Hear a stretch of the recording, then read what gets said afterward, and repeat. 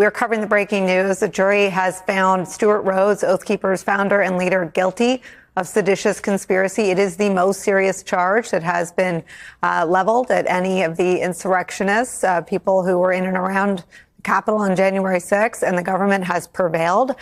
Guilty of seditious conspiracy against the United States government, guilty of trying to stop the certification of the 2020 election, guilty of being a real dick to this country. They were ready and willing to step up to help Donald Trump use force to stay in power. So they really did have just a ton of evidence. This individual secretly recorded Rhodes talking about how he wished they had brought guns on January 6th and how if he could do it all over again, he would have strung up Nancy Pelosi from a lamppost. So I think that rhetoric, along with all of this evidence of planning, was what really got the jury to a guilty verdict on the Rhodes seditious conspiracy charge here.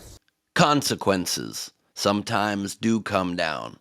There's a lot of lack enforcement happening in this country. A lot of people getting away with a lot of stuff lately, but not this time. The biggest conviction of anyone involved in the January 6th insurrection attempt, Stewart Rhodes, the founder of Oath Keepers, and many of his close cohorts, including his closest cohort, found guilty on the same charge of seditious conspiracy, carrying up to 20 years in prison, according to U.S. Code. Could have been punishable by death, according to the Constitution, but 20 years, according to updated U.S. Code. And let's hope he gets that 20 years.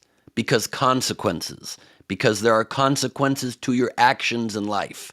Because there are consequences to when you stop caring about the country that has provided everything for you and provided the freedom that allowed you to be such an idiot. But instead you give your loyalty to Donald Trump, an obvious con man that anybody with any sense in their brain realizes is a con man. But a lot of people don't. A lot of people don't have sense in their brain. They're easily tricked. They're easily hypnotizable. And what does that result in? 20 years in prison. The prime of his life, gone. I mean, the guy already seems past the prime of his life, but the rest of the prime, the post-prime, Dunzo.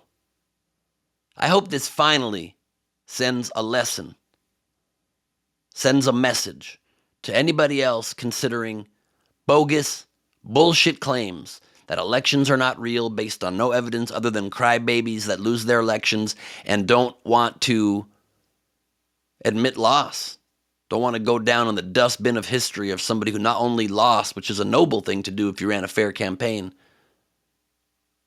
but tried to cheat, but tried to pretend that what you did was victorious and it's the system that's corrupt when you're the one who's corrupt.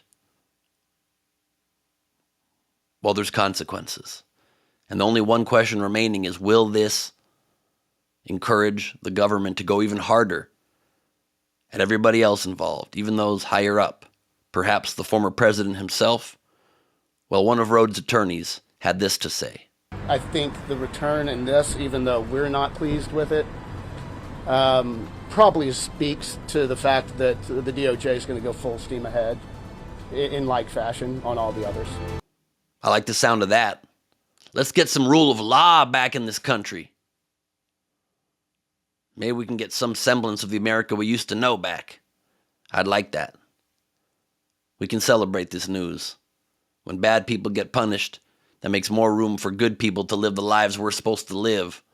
And that's a positive. I'm Ben Gleib for Rebel HQ. Check out my stand-up comedy special, The Mad King. I do these videos 3 times a week for the Young Turks, so stay tuned.